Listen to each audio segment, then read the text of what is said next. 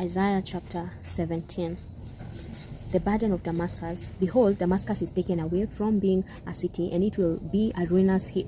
The cities of Aroer are forsaken. They will be for flocks which shall lie down, and no one shall make them afraid. The fortress shall cease from Ephraim, and the kingdom from Damascus, and the remnant of Syria. They will be as the glory of the children of Israel, says Yahweh of armies.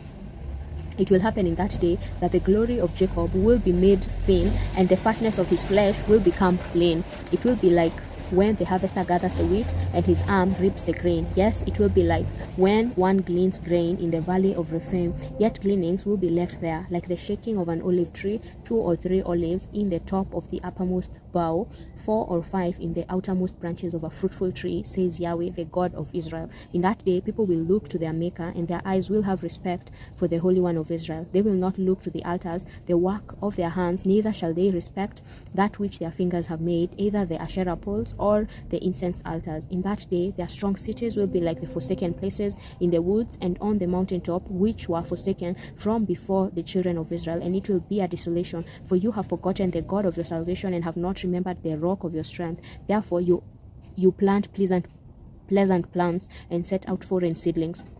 In the day of your planting you hedge it in.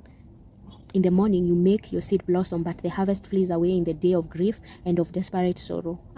The uproar of many peoples who roar like the roaring of the seas, and the rushing of nations that rush like the rushing of mighty waters. The nations will rush like the rushing of many waters, but he will rebuke them, and they will flee far off, and will be chased like the chaff of the mountains before the wind, and like the whirling dust before the storm. At evening, behold, terror. Before the morning, they are no more. This is the portion of those who plunder us, and the lot of those who rob us.